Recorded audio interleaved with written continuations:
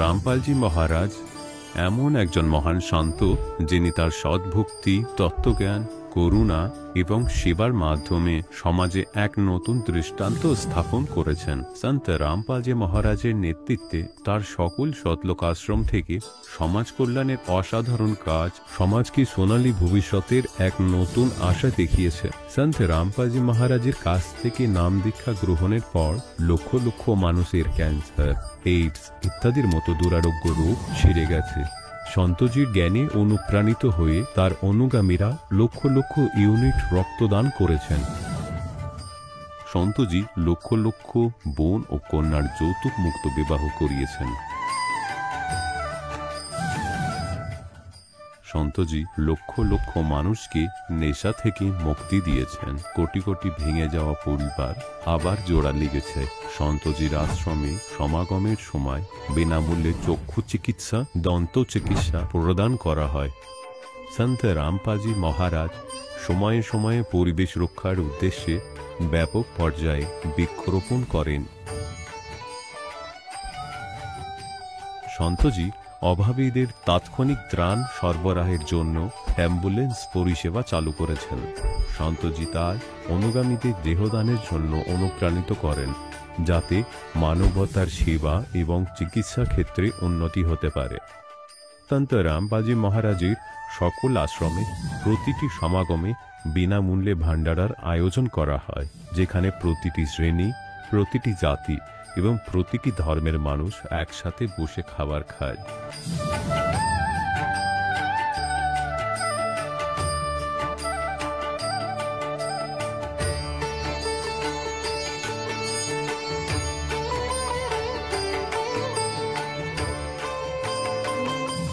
সন্ত রামপালজি মহারাজের অন্নপূর্ণ অভিযান গরিব ও অসহায় মানুষের জীবনে এক নতুন শক্তি ও আশার সঞ্চার করেছে। বাড়ি বাড়ি খাদ্য সামগ্রী এবং প্রয়োজনীয় সাহায্য পৌঁছে দিয়ে সন্ত রামপালজি মহারাজ মানুষকে দুঃখ ও অসহায়তার সঙ্গে লড়াই করার ক্ষমতা দিয়েছেন।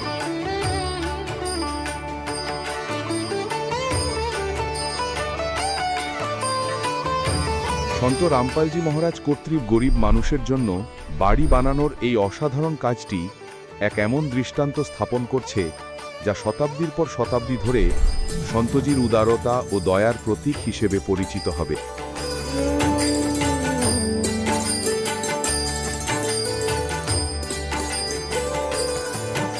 সন্ত রামপালজি মহারাজের আশ্রমে হাজার হাজার বয়স্ক মানুষ সম্মান এবং ভালোবাসার সাথে জীবনযাপনের সুযোগ পান। তাদের খাওয়া, থাকা এবং স্বাস্থ্যের সম্পূর্ণ দায়িত্ব সন্ত রামপালজি মহারাজ গ্রহণ করেন। অনাথ শিশুদের জন্য সন্ত রামপালজি মহারাজের সকল আশ্রম কোনো আশীর্বাদের চেয়ে কম নয়। এখানে শিক্ষা, সংস্কৃতি এবং ভবিষ্যতের জন্য উন্নত সুযোগ প্রদান করা হয়। বন্যা হোক, ভূমিকম্প হোক বা মহামারী, সন্ত রামপালজি মহারাজ এবং তার অনুগামীরা সবসময় অসহায় মানুষের জন্য সবার আগে দাঁড়িয়ে থাকেন। কোভিড মহামারীর সময় সন্ত রামপালজি মহারাজের আশ্রম থেকে কোটি কোটি মানুষের জন্য খাবার, ওষুধ এবং জীবন রক্ষাকারী সামগ্রী সরবরাহ করা হয়েছিল। দরিদ্রদের সাহায্য হোক বা কোনো শোষিত ও নিপীড়িত শ্রেণীর অধিকার ও সম্মানের লড়াই, সন্ত রামপালজি মহারাজ সবসময় তাদের কণ্ঠস্বর সরকারের কাছে পৌঁছে দিয়েছেন এবং তাদের যথাযথ ন্যায় বিচার প্রদানে গুরুত্বপূর্ণ ভূমিকা পালন করেছেন। সমাজে আধ্যাত্মিক এবং সামাজিক মূল্যবোধ সম্পর্কে সচেতনতা বৃদ্ধিতে সন্ত রামপালজি মহারাজ প্রতিটি পদক্ষেপে মানবতার সত্যিকারের সেবক হিসাবে প্রমাণিত হয়েছেন। সন্ত রামপালজি মহারাজের জীবন আমাদের শেখায় যে সত্যিকারের সেবা হলো সেই সেবা যা নিঃস্বার্থভাবে করা হয়। আসুন আমরাও সেই মহান সেবার কাজে এই মহান সাধকের সাথে যুক্ত হই এবং সন্ত রামপালজি মহারাজের কাছ থেকে নাম দীক্ষা নিয়ে আমাদের জীবনকে ধন্য করি।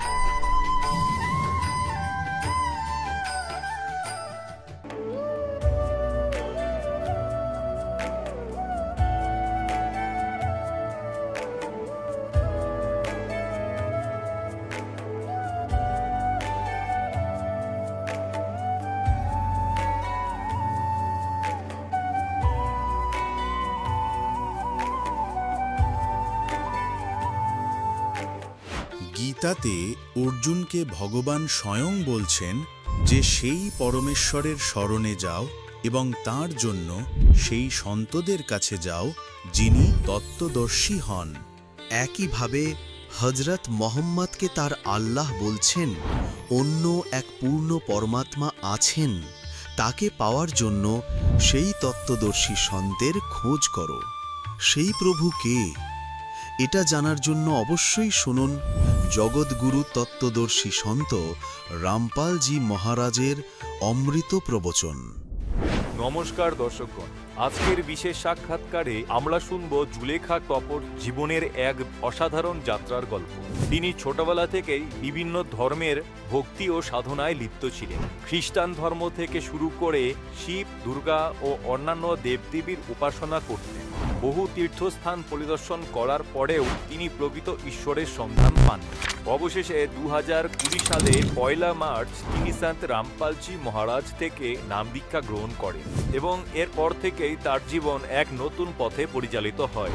সন্ত রামপালজি মহারাজের দেওয়া আধ্যাত্মিক জ্ঞান গ্রহণের পর তিনি মানসিক ও শারীরিকভাবে বহু কষ্ট থেকে মুক্তি পান।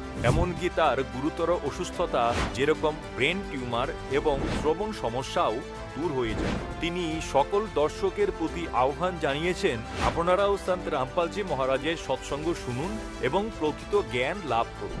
আসুন শুনি জুলেখা টপর এই অনুপ্রেরণামূলক সাক্ষাৎকারটি তার নিজ মুখ থেকে। নমস্কার। নমস্কার স্যার, আপনার নাম? আমার নাম জুলেখা টপো। আপনি কোথা থেকে এসেছেন? আমি অ্যাকচুয়ালি জলপাইগুড়ি ডিস্ট্রিক্টের ভান্ডাপুর চায় বাগানে আমার বাড়ি, কিন্তু আমি এখন কিছু বছরের ধরে আমি হাওড়া ডিস্ট্রিক্টে বালিতে থাকি। সন্ত রামপালজি মহারাজের কাছ থেকে আপনি নাম দীক্ষা কবে নিয়েছেন? আমি সন্ত রামপালজি গুরু মহারাজের কাছে নাম দীক্ষা আমি 2020 সালে 1 মার্চে নিয়েছি। সন্ত রামপালজি মহারাজের কাছ থেকে নাম দীক্ষা নেওয়ার আগে আপনি কোনো ভক্তি সাধনা করতেন? হ্যাঁ স্যার, আমি অনেক ভক্তি করতাম। আমি ছোট থেকে আমি ভক্তি করতাম। আমি হস্টেলে পড়তাম, খ্রিস্টান হস্টেলে। আমি হস্টেলে থেকে আমি খ্রিস্টানের ভক্তি করতাম। 15 মিনিটের ব্রেক হতো স্কুল ক্লাস, তখন আমি ছুটে গিয়ে চার্চে গিয়ে প্রার্থনা করে আসতাম। সেই কারণে আমাকে হস্টেলে সবাই বলতো কি, আমার নাম চেঞ্জ করে দিয়েছিল ধর্মী বলে আমাকে ডাকতো। তারপরে আমি বাড়ি এসে আমি শিবের ভক্তি করতে শুরু করে দিয়েছি। প্রত্যেক সোমবার আমি উপোস থাকতাম 365 দিনের মধ্যে আমি 92 ডেজ আমি উপস্থিত থাকতাম।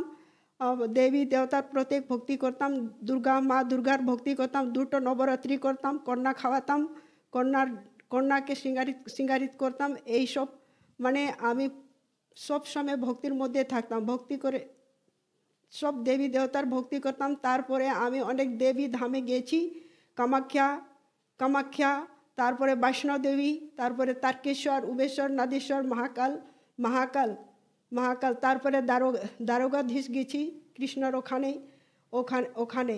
তো এইরকম আমি ভগবানকে খোঁজার জন্য অনেক জায়গায় যেতাম, কিন্তু আমি যেমন কি আপনি বললেন আপনি দ্বারকাধাম, বৈষ্ণোদেবী, কামাখ্যা গিয়েছিলেন, এছাড়াও আপনি খ্রিস্টান ধর্মের সাথেও জড়িত ছিলেন।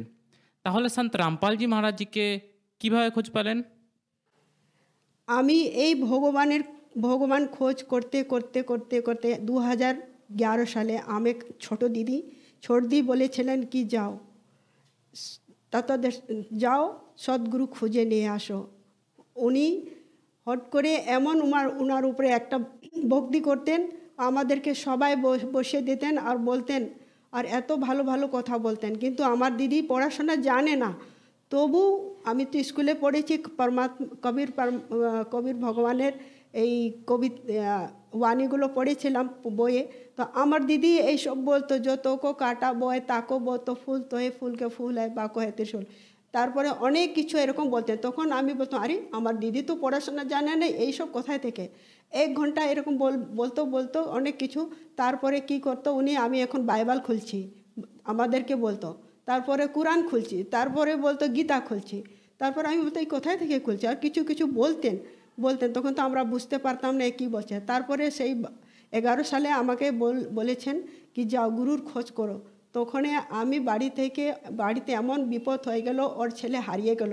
ছেলেকে খুঁজতে এসছি, ওই ছেলেকে খুঁজতে এসছে। আমি অনেক ঝামেলায় ফেঁসে গেছি, সেই কারণে দিদির কাছে আমি তাড়াতাড়ি যেতে পারিনি। ছেলেকে তো খুঁজে পৌঁছে দিলাম যেখানে ছিল সেখান থেকে, কিন্তু আমি একজন চাকরি দেব বলেছিল, অনেক টাকা পয়সা নিয়ে উনি ওর ঝামেলা ফেঁসে যাওয়ার কারণে আমি দিদির কাছে তাড়াতাড়ি যেতে পারি নাই। তারপরে গুরুজি 2020 সালে 1 মার্চে আমার মোবাইলের মাধ্যমে আমি तत्वदर्शी संत रामपाल जी गुरु महाराज और हंसा देशे श्री सतपाल जी गुरु महाराजेर জ্ঞান চর্চা, আধ্যাত্মিক জ্ঞান চর্চা হচ্ছিল। এটা দেখলাম। আমি তো বুঝতে পেরেছি হানসা দেশের শ্রী সতপালজিকে চিনতে পারলাম, কিন্তু গুরুজিকে তো আমি আগে দেখে নেই। তো এই জ্ঞান চর্চা শুনলাম, এই শুনে আমি অবাক হয়ে গেলাম। ওখানের জ্ঞান তো হানসা দেশের জ্ঞানটা তো বুঝতে পেরেছি, কিন্তু তো জানতাম যেরকম আমি নাম দীক্ষা নিয়েছিলাম, কিন্তু তত্ত্বদর্শী সন্তের জ্ঞান শুনে আমি অবাক হয়ে গেলাম কি ভগবানের পাওয়ার পথে এরকম ওরা আমাদেরকে এরকম ফাঁসিয়ে দিয়েছে। আমি অনেক কষ্ট পেয়েছি তখন।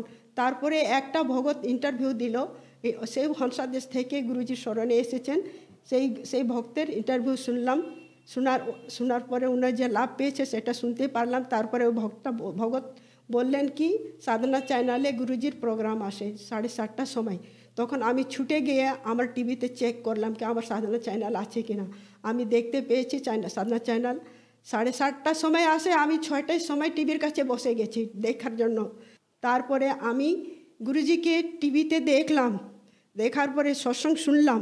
সৎসঙ্গ শোনার পরে আমি সমস্ত বুঝে গেছি, একদিনে বুঝে গেছি। আর শেষ হলো 1 ঘন্টার প্রোগ্রাম ছিল। প্রোগ্রাম হওয়ার পরে আমি সেইখানে গুরুজিকে দণ্ডবাদ করলাম।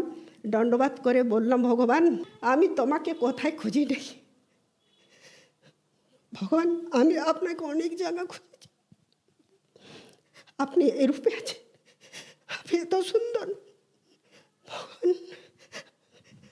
আমি অনেক জায়গা গেছি। তারপরে দণ্ডবাদ বলে এরকম বললাম।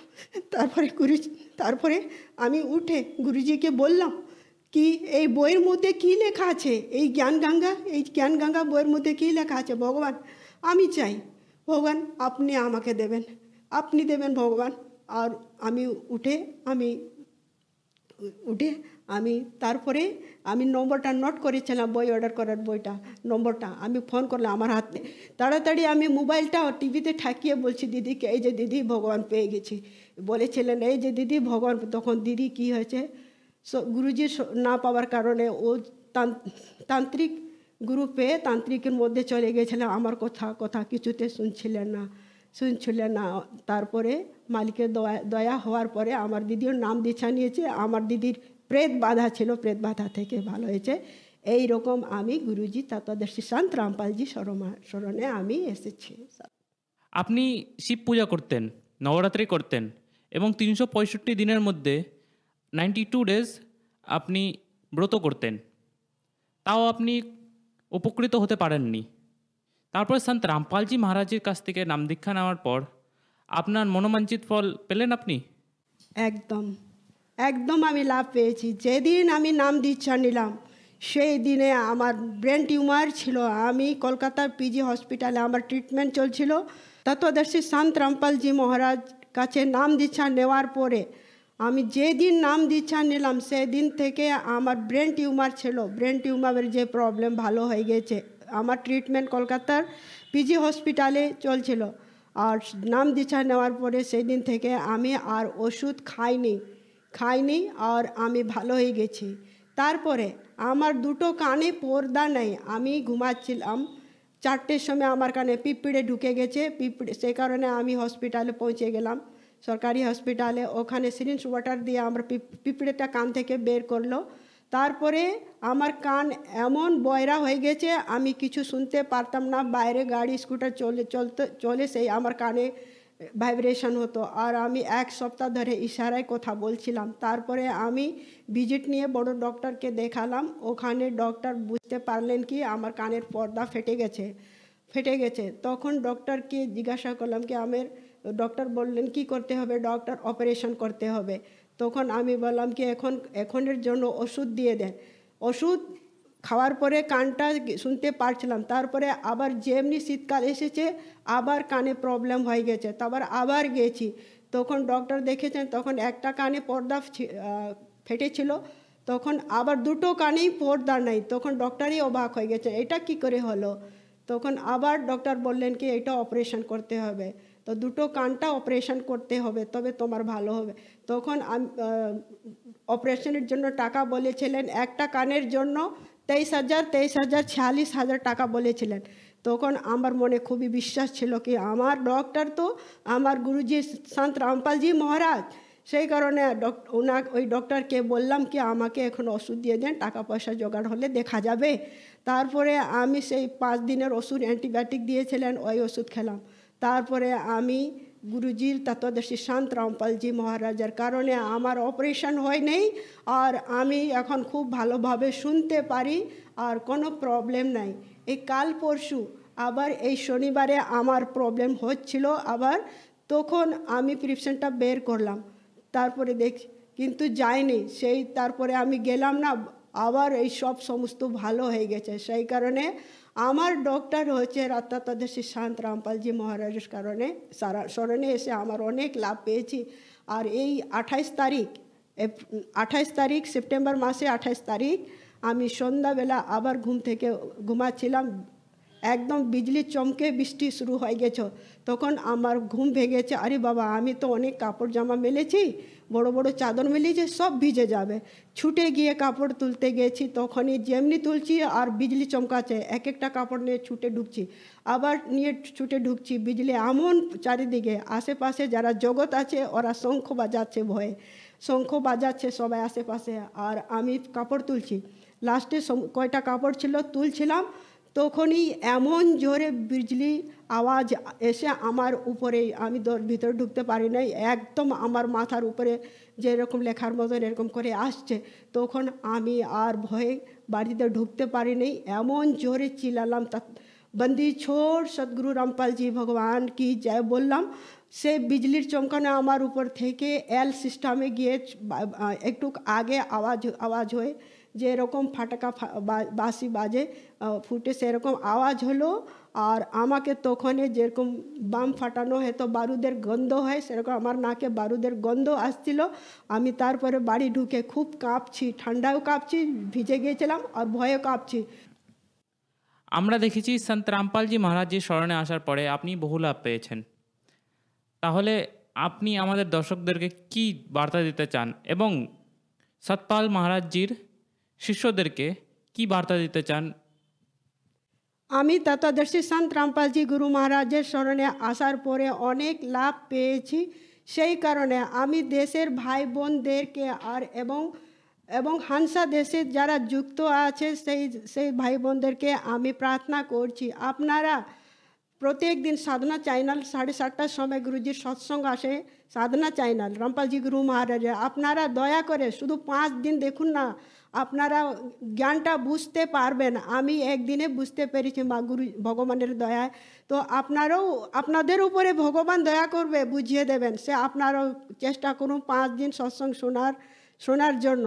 আর বিশেষ করে হানসা দেশের যারা ভাই বোন আছে তাদেরকেও বলছি কি আপনারা হানসা দেশের যেটা ত্যাগ করে আপনারা বিশেষ করে এই গুরুজির সৎসঙ্গ শুনলে আপনারা বুঝে আপনারও লাভ পাবেন, বড় থেকে বড় লাভ পাবেন। আমি ওখানে ছিলাম, আমার পরিবার ধ্বংস হয়ে গেছিলো, আমার বাবা পাগল, আমার দিদির ছেলে পাগলের পরিবার হয়ে গেছিল, দুঃখের কোনো শেষ ছিল না, কিন্তু আমরা এখন আমরা ডুবে গেছিলাম, এখন আমরা উঠে গেছি, সেই জন্য আপনাদেরকে প্রার্থনা করছি আপনারাও আসুন, সৎসঙ্গ শুনুন, আপনারাও লাভ পাবেন, সবাই পাবেন। কারণ তত্ত্বদর্শী সন্ত রামপালজি গুরু মহারাজের জ্ঞান শাস্ত্র অনুকূল আছে আর হানসা দেশের জ্ঞান শাস্ত্র বিরোধ আছে। কারণ আমাদের 4 বেদ 6 শাস্ত্র 18 পুরাণ ভগবত গীতার মধ্যে যেটা আছে সেরকম যে আসল জিনিস যেটা বলতে হবে সেটা শেখানো হয় নাই, সেই কারণে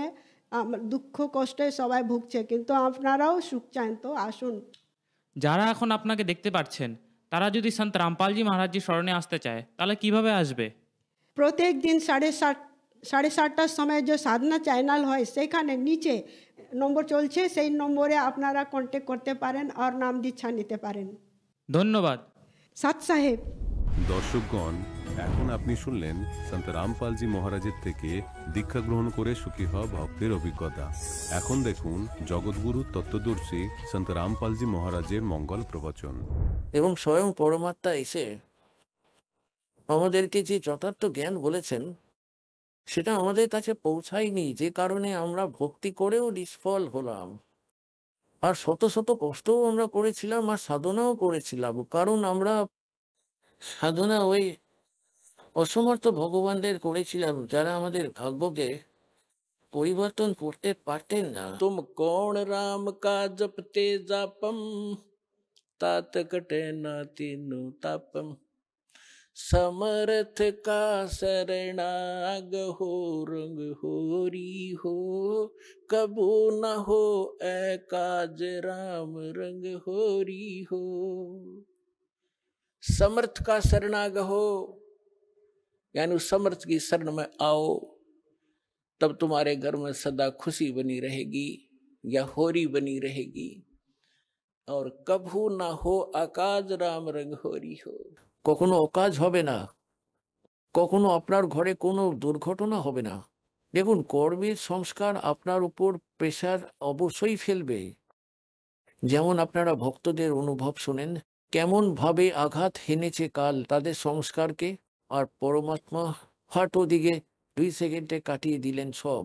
তাই যতক্ষণ আপনি পরমাত্মার মর্যাদায় থাকবেন, কবির ভগবানের আপনার পুরোপুরি সঙ্গে থাকবেন। আর যদি আপনি মর্যাদা ভঙ্গ করে দেন, আপনি কোনো পরমাত্মার নিয়ম ভঙ্গ করে দেন, তো ওই সময় কালে দান লেগে যেতে পারে আপনার উপরে। আর অন্যান্য ভক্তরা ভাববে হয়তো যে সে তো দীক্ষিত ছিল, ওর সাথে এমন ঘটনা কেন ঘটলো। তাই পুণ্য আত্মারা এর পাশাপাশি আপনাদেরকে খুব সাবধান করা হচ্ছে। দেখুন, কিছু ভক্তরা এমনও হয় যে দীক্ষা নিয়েছে, নিয়মও ভঙ্গ করেছে, তবু সুখী মনে হয়। আপাতত তার ভাগ্যে তেমন কোনো দুষ্কর্ম নেই যে সে চোট খাবে। আর এক এমন ভক্ত আছে যে দীক্ষা নিয়েছে, নাম ভঙ্গ করে ফেলেছে, খণ্ড হয়ে গেছে, আর ওদিক থেকে সংস্কার তেমনই কমজোর ছিল যে তার মৃত্যু হওয়ার ছিল। তার মৃত্যুও হয়ে গেল, আবার দীক্ষিতও ছিল, কিন্তু দীক্ষা ছিল না, কারণ নাম খণ্ড হয়ে গেছিল। পাওয়ার কাজ তখনই করবে বিদ্যুৎ আপনার ঘরে যতক্ষণ আপনার কানেকশন যুক্ত থাকবে। যেদিন কানেকশন কেটে যাবে, যে কোনো কারণে কেটে যায়, তার মানে পাওয়ারের কাজ করছে না আপনার ঘরে। তার জন্য পরমাত্মা বলেন কবির সাহেব, জব লগ হংসা হামরি আনা কাল লগে না তেরা বানা। যতক্ষণ এই প্রিয় আত্মারা আমার নিয়মে থাকবে, কাল তোর অ্যাটাক সম্ভব নয়। আর যখন আমরা নিয়ম ভেঙে ফেলবো, পূর্ণ আত্মারা কালই কাল আছে সব জায়গায়, পুরো সংসারে।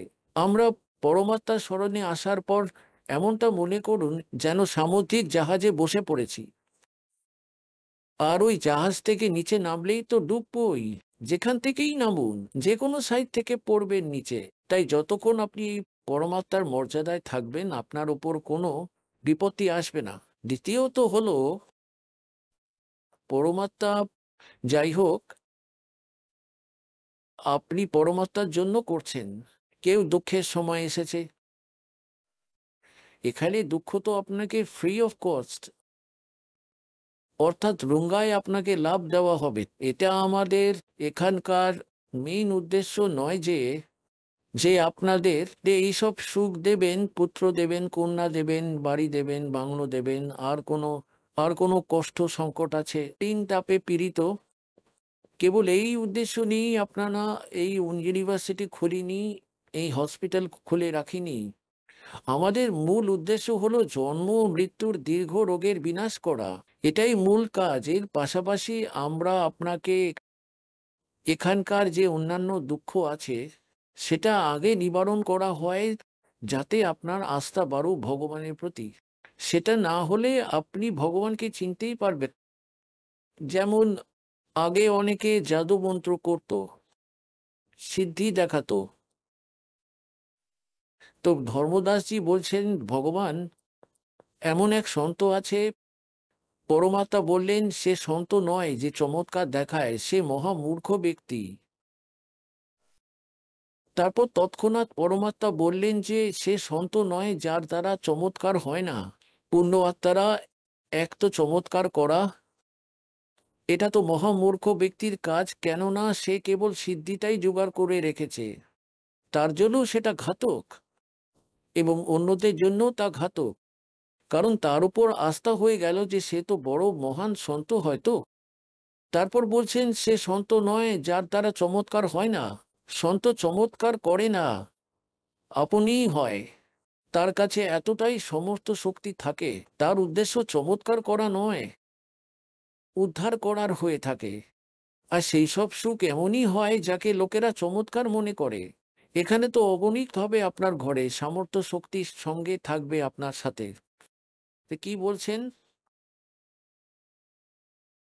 তো পরমাত্মা আমাদেরকে মনে করিয়ে দিচ্ছে যে যতক্ষণ আপনি আমাদের মর্যাদায় থাকবেন, আপনাকে এখানকার সমস্ত সুখ দেবেন যাকে আপনারা সুখ মনে করেন।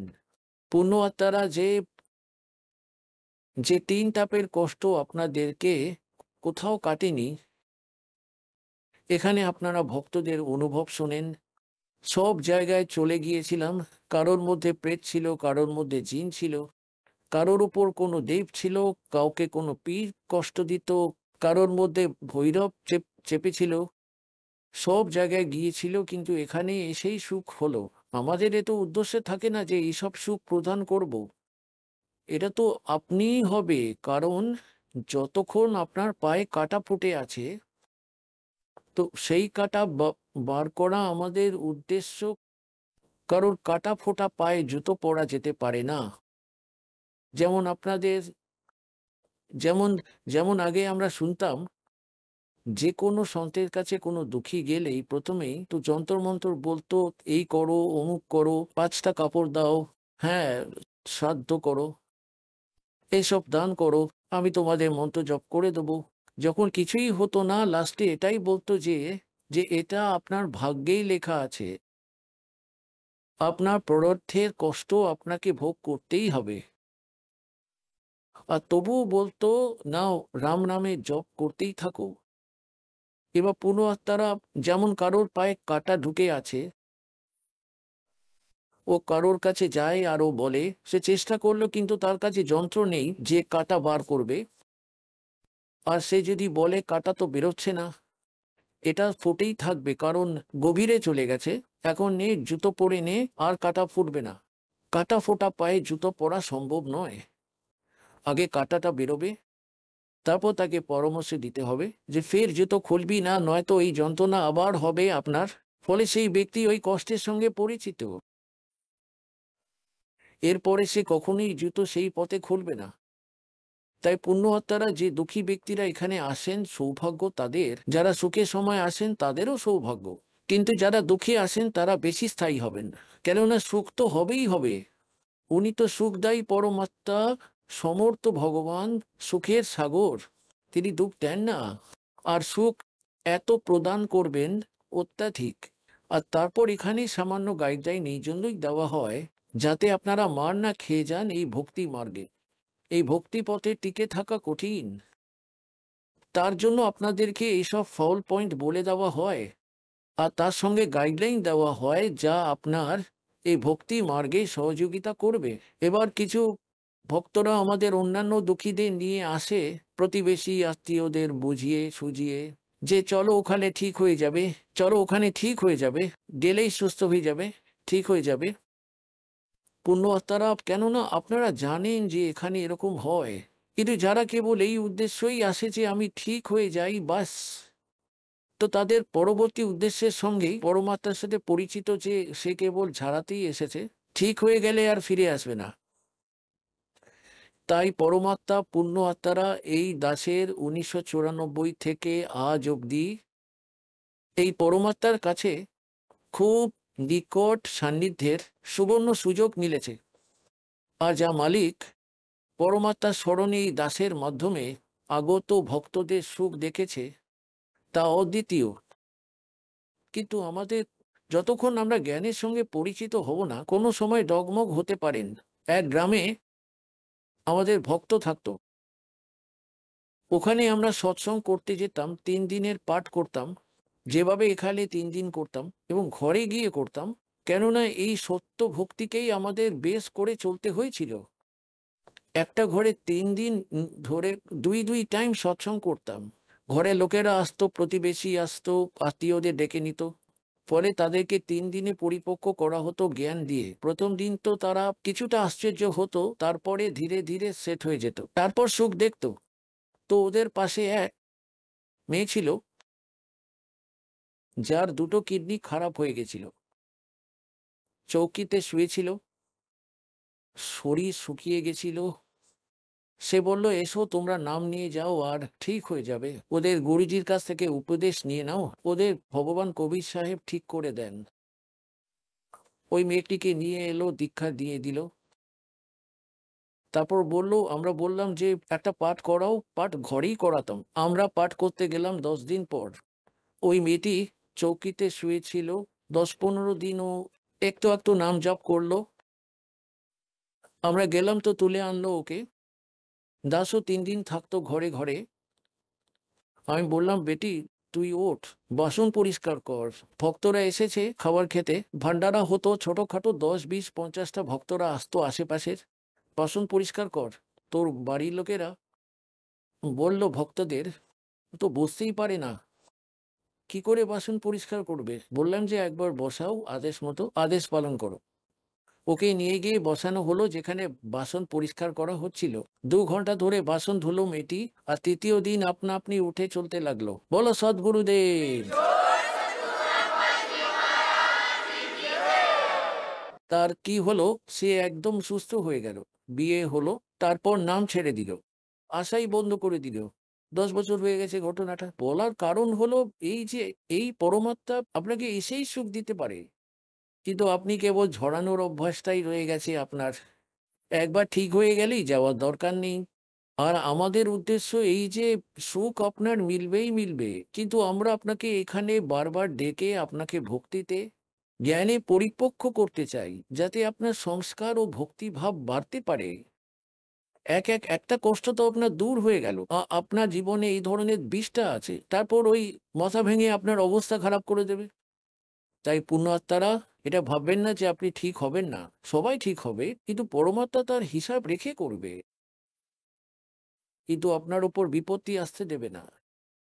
তাই এই জন্য আপনি পরমাত্মার এই অপারেশনে যেটা চলছে এতে অবজেকশন করবেন না। যেমন কোনো রোগী ডক্টরের কাছে যায়, ডক্টর নিজের হিসেবেই কাজ করছে, তো মাঝে যদি রোগী তার নাক গলায়, না ওভাবে না এইভাবে করে দাও, সেই কাজটা বিগড়ে দেবে, ওই অপারেশন খারাপ হয়ে যাবে তার।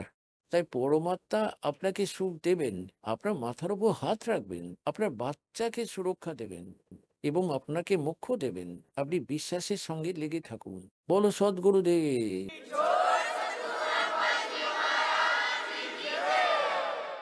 धीरे धीरे रे मना, धीरे सब कुछ हो, माली सींचे सो घड़ा, ऋतु आए फल हो। এতদিন আপনারা বাবলা গাছ বুনে রেখেছিলেন, সবাই ভুল সাধনা শাস্ত্রবিধি ত্যাগ করে মন মর্জি সাধনা করতেন। এখন আপনার এই আমের বীজটা প্রাপ্ত হয়েছে, আজ আপনি বুনেছেন, এর যত্ন করুন। এই সৎ নামের এর মন্ত্রে যা কিছু প্রসেস আছে সম্পূর্ণ এই সবই আপনাদের এই জীবনেও লাভদায়ক এবং মুক্তিও দেবে। যেমন আম গাছের বীজকে কেউ রোপণ করে এবং তাতে জল দেওয়া শুরু করে, বলা হয় মালি তাতে 100 গড়া জল ঢালতে থাকে যতক্ষণ ওটা বড় না হয়। আর যখন ওটা বড় হয়ে যায়, গাছ হয়ে যায়, তারপর দেখবেন তাতে ফলে কেমন ভরে যাবে, আপনিও খাবেন, আপনার প্রতিবেশীরাও তুলে নিয়ে যাবে, আচার বানাবে, পাকলে খাবে, আর তবুও সমাপ্ত হবে না। তাই এটা আমের অর্থাৎ সৎ ভক্তিরূপী চারা আপনি এখন বুনেছেন। তাকে একটু সময় দেবেন ভগবানকে, পরের দিনই ফল তোলার চেষ্টা করো না, কিন্তু উনি সামর্থ্য কিছুটা সহযোগিতা, যদিও নিজের কোটা থেকে দেওয়া শুরু করবেন। সমর্থ উনি নিজের কোটা থেকেও আপনাকে স্বস্তি দেবেন। নয়তো আপনার সংস্কার ভালো ছিল না, এখানে দুঃখী হতে না। তাই পরমাত্মা আপনাকে নিজের কোটা থেকে স্বস্তি দিতে শুরু করবেন। তারপর ভক্তিরূপী চারাকে গাছে পরিণত করতে এই সাধনা বলা হয়। দান করুন, 5টা যজ্ঞ করুন, এখানে আসুন। এখানে আপনাকে কিসের জন্য ডাকা হয়? আপনারা দেখেন যে আপনাদেরকে এখানে এক অতিথির মতো রাখা হয়। আপনার ভাই বোন যারা এখানে আগের থেকেই রয়েছে আপনার জন্য ভোজন তৈরি করেন, আপনার জন্য ম্যাট বিছান, সমস্ত সুবিধা করে দেন, যাতে আপনি পরমাত্মার সন্তান আর আপনি পরমাত্মাকে চিনুন। এখানে আসলে বলা হয় সন্ত মিলন কো চালিও তজমায়া অভিমান जो कदम आगे रखे ও হে यज्ञ समान। কেউ যেখান থেকেই আসুক এবং সেখান থেকে বেরোনোর আগেই আপনি 100 প্রকারের ব্যবস্থা করেন, 2-3 দিন আগেই অ্যাডজাস্টমেন্ট করা শুরু করে দেন, আর সেখান থেকেই আপনার নিষ্ঠা ও আপনার আস্থা ভগবানের প্রতি গুড অ্যাকাউন্টে লেখা শুরু হয়ে যায়। তারপর এখানে আসেন, একটা যজ্ঞ করতে লক্ষ টাকা খরচ করতেন এই রাজা লোকেরা, আর আপনাদেরকে কি বোঝানো হয় যে সন্ত মিলন কো চালিও। এই বিশ্বের পুণ্য আত্মারা সন্ত কেউ নেই, এই দাসের অতিরিক্ত অহংকার মনে করবে না। এই মালিকের কুকুর, আর তিনি এই সন্ত বানিয়েছেন, এবং সন্তের মধ্যে সে গুণ থাকে যা ভগবান বলে রেখেছেন। সন্ত মিলন কো চালিও তজমায়া অভিমান আর जो कदम आगे रखे ओ हे यज्ञ समान। কেউ যতই উঁচু পোস্টে হোক আর যতই সমৃদ্ধ হোক ধন দ্বারা, যে প্রকার মানুষ বা বাচ্চা রোগী ডাক্তারের কাছে যায়, তিনি জেনে যান তার দীর্ঘ রোগ আছে, অসাধ্য রোগ আছে, তাই গেলেই ডাক্তার যেমন তাকে আদেশ দেন, ইঞ্জেকশন দেব, লাগিয়ে দিন, পরীক্ষা করাও, ওখানে যাও, আচ্ছা শুয়ে পড়ো, শুয়ে পড়লো, জামা খোলো, চেক আপ করবো, আগে দিন। কোনো অহংকার রাখে না যে যত বড়ই পদ, সে ওই সময় পদ দেখে না, সে নিজে প্রাণ দেখতে পায়। তাই এখানে যখন আপনি পরমাত্মার জন্য আসবেন, এক বালক হয়ে, এক অধীন, এক রোগী মনে করে, এছাড়াও আপনার জ্ঞান হয়ে যাবে ধীরে ধীরে যে জীবের ক্ষমতা কি। খুব ফুলে ফেপে আছে আর 2 মিনিটের মধ্যে প্যারালিসিস হয়ে গেল, বাঁকা মুখ হয়ে যাবে, মুখে মাছি পড়বে ও বেরোবে মুখের ভেতরে, মুখ বন্ধও করতে পারবে না। তাই জীবের ক্ষমতা এখানে বোঝা যায় এই জ্ঞানের মাধ্যমে। আমরা কি কতটা সামর্থ্য আছে, আমরা সামর্থ্যের ভক্তি করে ওখানেই চলে যাব যেখানে কোনো কষ্ট থাকে না। এই বিষয়ে বলেছেন সন্ত মিলন কো চালিও তজমায়া অভিমান আর जो कदम आगे रखे ओ हे यज्ञ समान। তারপর ওই আধারে ওই ভাব নিয়ে আপনি যখন এখানে আসবেন দর্শনার্থে, যত পা কদম ওখান থেকে নিয়ে এখানে অবধি আপনার হবে, আপনার এক যজ্ঞের তুল্য পুণ্যদায়ক হবে আপনার। তারপর এখানে এসে 5টা যজ্ঞ করানো হয়। প্রথম এক যজ্ঞ ধর্মের, আপনার যে পয়সাটা দানে আসে, এখানে ভান্ডারা খোলা চলছে, কোথাও সেজ লাগানো হচ্ছে, পাখা লাগানো হচ্ছে, আপনার জন্য সব ব্যবস্থা হয়ে থাকে। তো যেমনটা আপনারা পুরাণে পড়তেন, যে শিব পুরাণ, বিষ্ণু পুরাণে আপনাদের বলা আছে যে শ্রাদ্ধের বিষয়ে বলা হয়েছে যে যদি কোনো যোগীকে ভোজন করানো যায়, যোগী এরা নয় যে পেটে জল নাড়িয়ে দেখিয়ে দিল, উপরে পা তুলে দাঁড়িয়ে পড়লো, না। যোগী মানে যে পরমাত্মার সঙ্গে সাক্ষাৎ করার চেষ্টা করছে, সৎ ভক্তিকারী সাধক। সৎ সাধককে যোগী বলা হয়, ভক্ত। যদি এক ভক্তকেও ভোজন করানো যায়, তো 1000 যে ব্রাহ্মণ ডাকা হয়েছে না সমস্ত আগত খাওয়ানোর জন্য, তাদেরও উদ্ধার করবেন, আর যজমানেরও করবেন, আর ওই পিত্রদেরও করবেন যার জন্য তোমরা চেষ্টা করে চলেছো। আর এখানে তো আপনারা সবাই যোগী, আর এখানে যে আপনাদের নিমিত্ত দান করা হচ্ছে, তারপর আপনার ভোজন ভাণ্ডারা হচ্ছে, তো এতে আপনারও উদ্ধার, আপনার পিতৃ পর্যন্ত উদ্ধার হয়ে যাবেন। তাই আপনাদের দ্বারা দেওয়া দান আপনাকে এখানে সফল করবে। যেমন পরমাত্মা প্রত্যেক গ্রন্থে বলেছেন যে কুপাত্রকে দেওয়া দান বৃথা হয়, আর সুপাত্রকে দেওয়া দান সফল হয়। আবার পরমাত্মা তার সঙ্গেই বলছেন, এক यज्ञ है धर्म की, दूसरी यज्ञ है ध्यान और तीसरी यज्ञ हवन की, चौथी यज्ञ परिणाम। এবং পঞ্চযজ্ঞ ওই জ্ঞান। তাই এখানে 5টা যজ্ঞই করানো হয় আপনাকে। প্রণাম যজ্ঞ হলো, যেমন আপনারা দণ্ডবোধ প্রণাম করেন, কিন্তু হৃদয় দিয়ে করো, দেখা দেখি করা ওই প্রণামের পূর্ণ মিলবে না। যেমন পরমাত্মার বাণীতে লেখা আছে, জয় গোপাল দণ্ডবত করো, बामे पैरों पड़ प्रणाम, पर दुआ करो दिल पाक से, असला असल सलाम। হৃদয় দিয়ে পাক দিল সে, সত্য শ্রদ্ধা দিয়ে প্রণাম করো, নম্রতা দিয়ে দেখো প্রণামের উদ্দেশ্য কি? আপনাকে বিনম্র বানানোর জন্য, মানুষের মধ্যে অহংকার না থাকে। আর যতক্ষণ অহংকার থাকবে ভগবান রাজি প্রসন্ন হওয়া সম্ভব নয়। আর যেমন রাবণ যে সাধনা ভক্তি করেছে পুণ্য আত্মারা, আপনারা লক্ষ জন্মেও করতে পারবেন না। এত বলিদান এখান থেকে কেটে চড়িয়ে দিল, কিন্তু একটাই ত্রুটি ছিল, তার মধ্যে অহংকার গেল না। আর সেই অহংকার তাকে খেয়ে ফেললো, নিয়ে ডুবলো, কুলের নাশ করলো, নিজের নাশ করলো, ভক্তির নাশ করলো। তাই সবার আগে ভক্তদের মধ্যে অধীনই হওয়া উচিত। একটা প্রমাণ বলেছে, এক অজাজিল নামে ভক্ত ছিল, সাধক ছিল। এবার যেমনই হোক আমরা গুরু পাই, ওই গুরুদের সম্পূর্ণ মনে করে, কমপ্লিট মনে করে, সম্পূর্ণ মনে করে তার আদেশের পালন করতে থাকি। জীবের এইটুকুই কাজ হয় পুণ্যার্থীদের। আর এরা কি করছে, যে রাম নামের গাড়ির বিরান মাটি করে রেখেছে।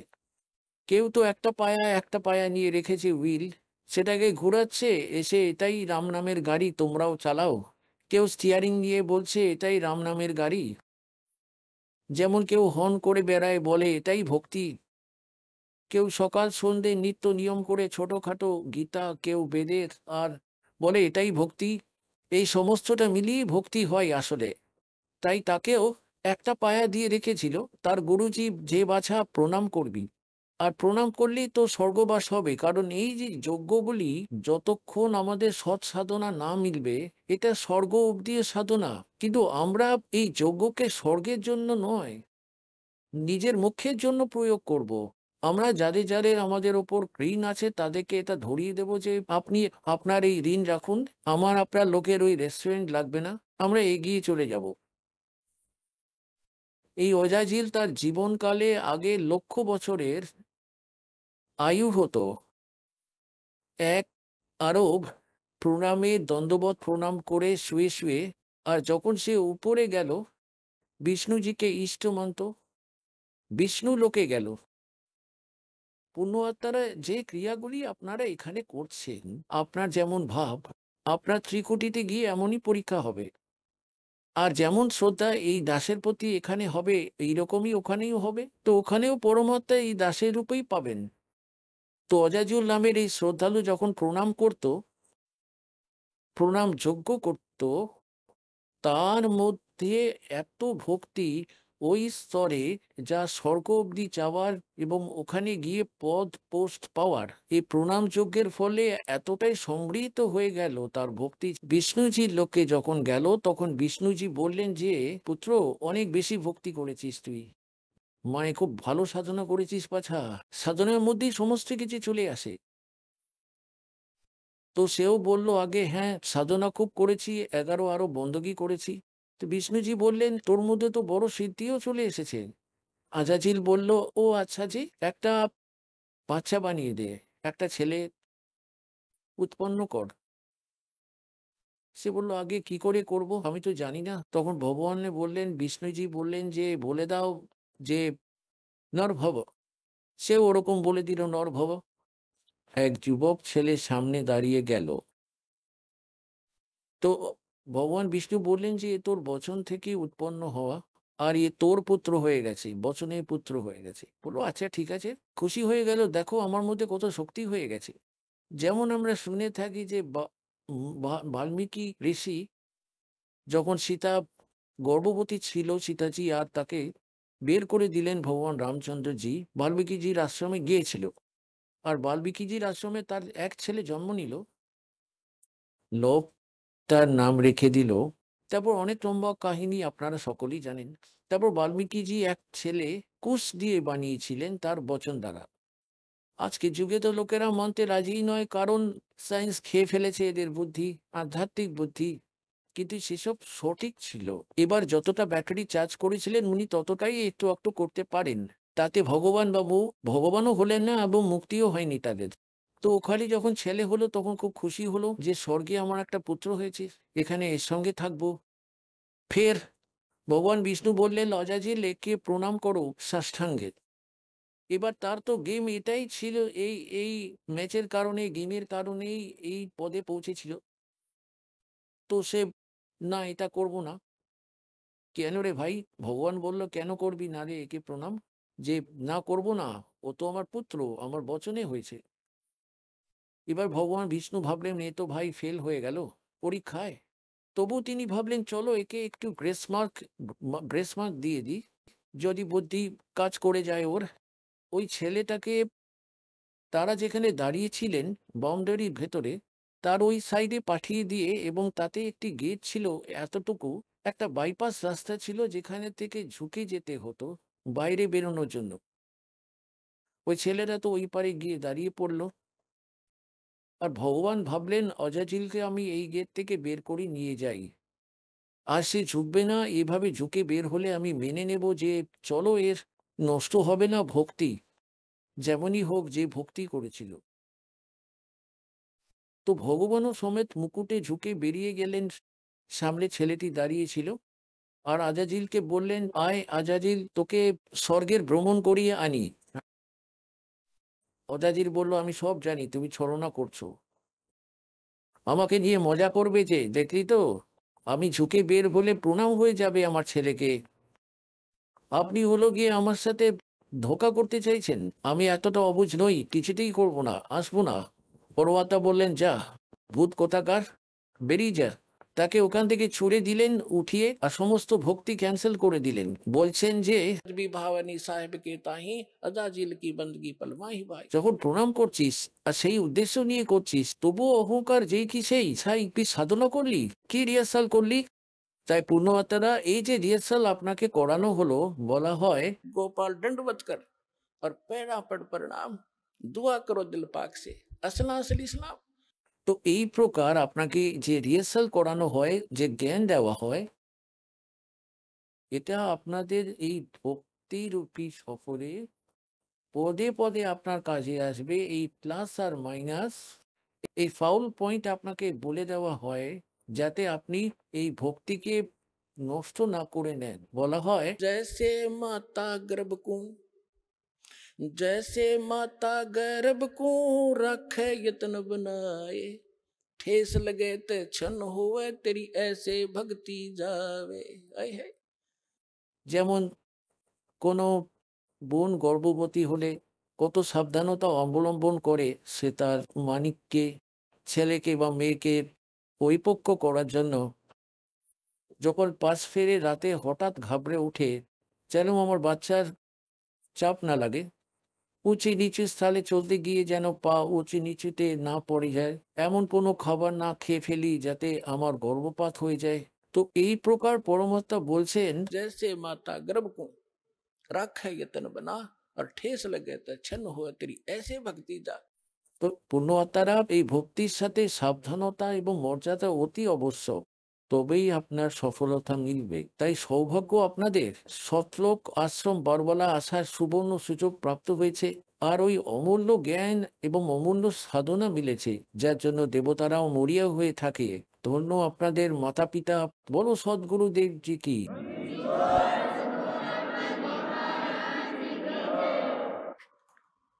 পরম পিতা পরমাত্মা পূর্ণ ব্রহ্ম, সর্বসৃষ্টি রচয়িতা কবির দেব, কবির পরমেশ্বরের অসীম কৃপায় আপনারা সকল পূর্ণ আত্মারা সৎসঙ্গ শোনবার জন্য উপস্থিত হয়েছেন। এই বিশ্বের মধ্যে প্রথমত মানব জন্ম দুর্লভ, এবং দ্বিতীয়ত সদ্গুরু সৎসঙ্গ মেলা তার চেয়েও দুর্লভ। তাই আপনারা পূর্ণ আত্মাদের দুটি পদার্থই সুলভ্য হচ্ছে। মানব শরীর প্রাপ্ত হয়েছে, সদ্গুরু ও সৎসং প্রাপ্ত হয়েছে। তাই পুণ্যবার্তারা, আপনারা খুবই পুণ্যকর্মী প্রাণী। যদি সদ্গুরু না পেতেন, আপনি যতই পুণ্যকর্মী প্রাণী হতেন, আপনার সকল পুণ্য একদিন ক্ষীণ হয়ে যেত।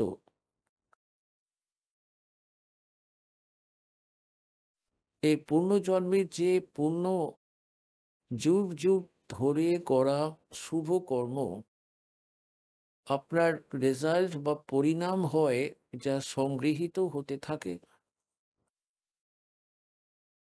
এবং পরবর্তীতে পুণ্য সংগ্রহ বা সংগৃহীত করার অর্থাৎ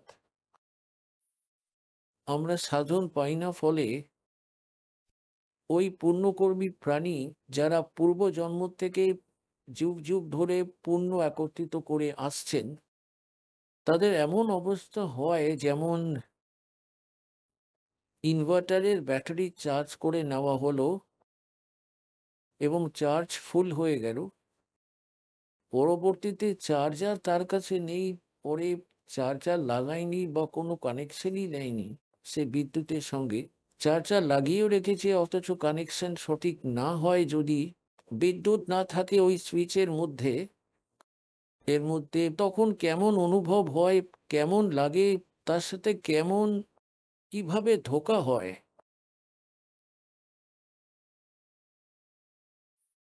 ব্যাটারিতে পূর্বজন্মের চার্জ আগে করা চার্জও রয়েছে, ইনভার্টারও চলছে, পাখাও চলছে, বাল্বও জ্বলছে এবং আগে ইনভার্টারও লাগানো আছে, আর আগে চার্জারও লাগানো আছে, সুইচও লাগিয়ে রেখেছে, অথচ সুইচে কারেন্টই নেই, পাওয়ারই নেই তার মধ্যে। তো সে কখন বুঝতে পারবে? যখন ওই ইনভার্টারের ব্যাটারি ডাউন হয়ে যাবে, ঝটকা মারতে লাগবে, ঝটকা মারতে লাগবে আর ঝটকা মেরেই বন্ধ হয়ে যাবে সমস্ত সুবিধা, যে বাল্ব চলছে, পাখা চলছিল, কুলার চলছিল, সেসব একদম স্টপ হয়ে যাবে, বন্ধ হয়ে যাবে। তাই পুণ্য আত্মারা, যারা পুণ্য জন্মের পুণ্যকর্মী আত্মা, তারা আজ কেউ ডক্টর হয়েছে, কেউ ইঞ্জিনিয়ার হয়েছে, কেউ আইএএস আইপিএস এর পোস্টে বিদ্যমান আছে, কেউ এমএলএ এমপি মন্ত্রী মুখ্যমন্ত্রী হয়েছে, বা কেউ ভালো সেট সাহুকারা আছে, অথবা কোনো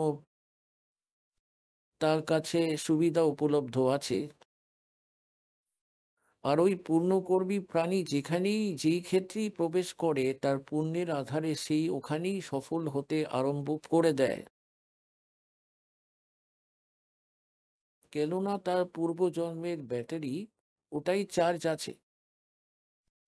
পরবর্তীতে যদি সে সৎ ভক্তি করছে না, মানে তা ওই পুণ্যকর্ম সংগ্রহ করা চার্জারটা লাগানো নেই এবং ভুলবশত সে অন্য সাধনা করছে বা কোনো সন্ত গুরু বানিয়ে রেখেছে, ও তার বলার অনুসারে যে ভক্তি সাধনা করছে, ওই চার্জার সঠিক নয়। এখন আপনি শুনলেন সন্ত রামপালজি মহারাজের মঙ্গল প্রবচন। আসুন এখন শুনি সন্ত রামপালজি মহারাজের থেকে নাম দীক্ষা গ্রহণ করে এবং সদ্ভক্তি করে আশ্চর্যজনক লাভ অর্জনকারী অনুগামীদের অভিজ্ঞতা। নমস্কার দর্শকগণ, আজকের এই বিশেষ সাক্ষাৎকারে আমরা শুনতে চলেছি উত্তম সামন্তর অনুপ্রেরণামূলক অভিজ্ঞতার কথা। তিনি আমাদের জানাবেন কিভাবে তিনি সন্ত রামপালজি মহারাজের শিষ্যত্ব গ্রহণ করে আত্মিক ও শারীরিক উন্নতি লাভ করেছেন। তিনি পূর্বে ব্রহ্মা বিষ্ণু মহেশ্বরের ভক্তি করতেন, কিন্তু সেখান থেকে তিনি কি অভিজ্ঞতা পেয়েছেন এবং পরবর্তীতে সন্ত রামপালজি মহারাজের প্রকৃত সাধনার পথ অনুসরণ করে কিভাবে তার জীবনের পথ পরিবর্তিত হয়েছে তা আমাদের সাথে ভাগ করে নেবেন। তিনি আর বলবেন কিভাবে গুরুদেবের মূল মন্ত্র জপ করে নেশামুক্ত জীবন, মানসিক শান্তি এবং সুস্থ দেহ লাভ করা সম্ভব হয়েছে। এছাড়াও তিনি জানাবেন কিভাবে এই সত্য জ্ঞান লাভ করা যায় এবং যারা আগ্রহী তারা কিভাবে সন্ত রামপালজি মহারাজের দীক্ষা কেন্দ্রের মাধ্যমে সত্যের পথ গ্রহণ করতে পারবেন। আসুন শুনেনি উত্তম সামন্তের বাস্তব অভিজ্ঞতার কথা। নমস্কার স্যার। নমস্কার। স্যার আপনার কি নাম? উত্তম সামন্ত, স্যার আপনি কোথা থেকে এসেছেন? জেলা হাওড়া, শ্যামপুর থানা থেকে এসেছি। স্যার আপনি সন্ত রামপালজি মহারাজের নাম দীক্ষা নেবার আগে কি কি সাধনা বা ভক্তি করতেন? আমি সন্ত রামপালজি মহারাজের সাধনা করার আগে ব্রহ্মা বিষ্ণু মহেশ্বরের সাধনা করতাম, পূজা পাঠ করতাম, ওনারই সাধনা করতাম। স্যার আপনি যেমন বললেন ব্রহ্মা বিষ্ণু শিবের ভক্তি পূজা করতেন, তো ওই পূজা করতে করতে আপনি সন্ত রামপালজি মহারাজের শরণে কিভাবে এলেন? ওনার স্মরণের, সন্ত রামপালজি মহারাজের স্মরণে এলাম। আমার এক বন্ধু, উনি একটা আমাকে বই দিয়েছিলেন, বইটার নাম হচ্ছে জীবনের পথ। আমি বইটা নিয়েছিলাম ঠিকই কথা, কিন্তু বইটা আমি কোনোদিন পড়িনি। ওনার সঙ্গে প্রায় দেখা হতো, দেখা হতে হতে একদিন হঠাৎ আমাকে বলল যে এরকম নেপাল আশ্রমে চলুন। আমি বলি ঠিক আছে চলুন তাহলে ঘুরতে যাওয়া যাক। বলে নেপাল আশ্রমে ওনার সঙ্গে ঘুরতে গেলাম। সেখানে গিয়ে আমি জ্ঞান বুঝলাম যে ব্রহ্মা বিষ্ণু মহেশ্বরকে ওনার ভক্তি করলে কি কী লাভ পাওয়া যায়, এবং সন্ত রামপালজি মহারাজের ভক্তি করলে, সাধনা করলে কি কী লাভ পাওয়া যায়। ওখানে গিয়ে আমি জ্ঞান বুঝতে পেরে ওইখানেই নাম দীক্ষা নিই। স্যার আপনি যেমন বললেন সন্ত রামপালজি মহারাজ এখন ভক্তি করছেন, তো ব্রহ্মা বিষ্ণু শিব এনাদের ভক্তি কি ইনি ছাড়িয়ে দেন? না, এনাদের ভক্তি উনি ছাড়ায়নি, উনি সঠিক ভক্তি করার মার্গ বলে দেন। যে ব্রহ্মা বিষ্ণু মহেশ্বরের মূল যে মন্ত্র, ওই মন্ত্রটাই সন্ত রামপালজি মহারাজ বলে দেন যে এই দেবতার এই মন্ত্র। ওই মন্ত্র জপ করেই আমি লাভ পেয়েছি। আগে ফুল দিয়ে ওনাদেরই পূজা করতাম, কোনো লাভ, আর্থিক লাভ পাইনি, কিন্তু এখন ওনাদেরই পূজা, মূল মন্ত্র জপ করে পূজা পাঠ করি, আর আগের থেকে অনেক আর্থিক লাভ পেয়েছি এখন। স্যার আপনি সন্ত রামপালজি মহারাজের নাম দীক্ষা নেওয়ার পর কি কি লাভ পেয়েছেন? আমি নেশা ভান প্রচুর করতাম। সন্ত রামপালজি মহারাজের স্মরণে যাওয়ার পরে আমার সব নেশা ছুটে গেছে, এবং আমি যা নেশা করতাম ওই নেশা পাওয়ার পরে সেই সব কাজের টাকা চলে যেত, কোনো আর্থিক লাভ পেতাম না। এখন তো নেশা ভান ছেড়ে দিয়ে অনেক আর্থিক লাভও পেয়েছি, এবং শরীরে সুস্থতাও অনেক লাভ মনে করছি। স্যার আপনি যেমন বললেন সন্ত রামপালজি মহারাজের নাম দীক্ষা নেওয়ার পর নেশা আপনার দূর হয়ে গেছে, তো সন্ত রামপালজি মহারাজের ভক্তি সাধনায় কি পূজা বা সাধনা করতেন যে আপনার একদমই নেশা দূর হয়ে গেছে? সন্ত রামপালজি মহারাজের স্মরণে যাওয়ার পরে ব্রহ্মা বিষ্ণু মহেশ্বরের মূল মন্ত্র জপ করতেই আমার সব নেশাভান দূর হয়ে গেছে। যারা আপনাকে টিভিতে দেখছে ওনাদেরকে আপনি কি বার্তা দিতে চান? ওনাদেরকে আমি এটাই বার্তা দিতে চাই যে ব্রহ্মা বিষ্ণু মহেশ্বরের মূল মন্ত্র জপ করুন, সন্ত রামপালজি মহারাজের স্মরণে আসুন, সব দিক থেকেই লাভ ভোগ করুন। স্যার সন্ত রামপালজি মহারাজের স্মরণে কিভাবে আসা যাবে? স্যার সন্ত রামপালজি মহারাজের সৎসঙ্গ হয় ইউটিউব চ্যানেল এবং টিভিতে, যে নিচে পট্টি, হলুদ পট্টি আসে, ওইখানে নামধান সেন্টারের নাম্বার দেওয়া থাকে, ওই নাম্বারেও কল করে আপনি নাম দীক্ষা নিতে পারেন, এবং বই অর্ডার করতে পারেন। ফেসবুকে যে নাম্বার দেওয়া থাকে ওই নাম্বারেতে আপনারা বই অর্ডার করতে পারেন। ওই নাম্বারে আপনি কল করে নাম দীক্ষা কেন্দ্রে গিয়ে নাম দীক্ষা নিতে পারেন এবং বই নিতে পারেন। স্যার আপনাকে অনেক অনেক ধন্যবাদ। সৎ সাহেব।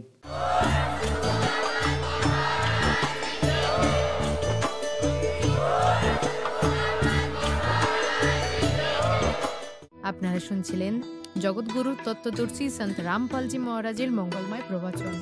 অধিক তথ্য জানার জন্য ভিজিট করুন আমাদের ওয়েবসাইট www.jagatgururampalji.org।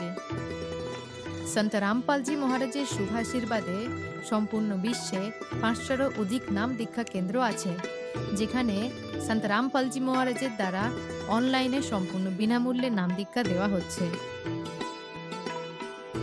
আপনার নিকটবর্তী নাম দীক্ষা কেন্দ্রের ঠিকানা জানার জন্য যোগাযোগ করুন 9188291491।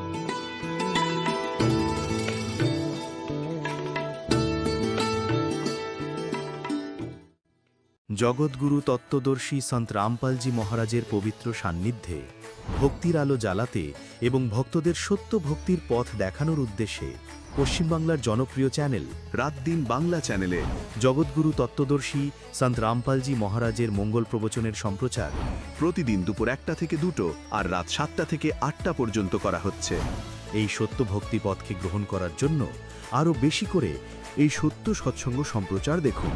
এই সৎসঙ্গ প্রবচনের সরাসরি সম্প্রচার সন্ত রামপালজি বাংলা সৎসঙ্গ ইউটিউব চ্যানেল এবং সন্ত রামপালজি বাংলা সৎসঙ্গ ফেসবুক পেজেও দেখতে পারেন। যদি জিজ্ঞেস করেন মদন মিত্রর পছন্দের চ্যানেল কোনটা, আমি বলবো রাত দিন বাংলা। এবং এই চ্যানেলের ওপর নজর রাখুন, যে কোনো সময় দেখবেন এই চ্যানেলে আমি আছি এবং আপনাদের জন্য অনেক খবর নিয়ে এই চ্যানেলের মধ্যে দিয়েই জনগণের কাছে পৌঁছব।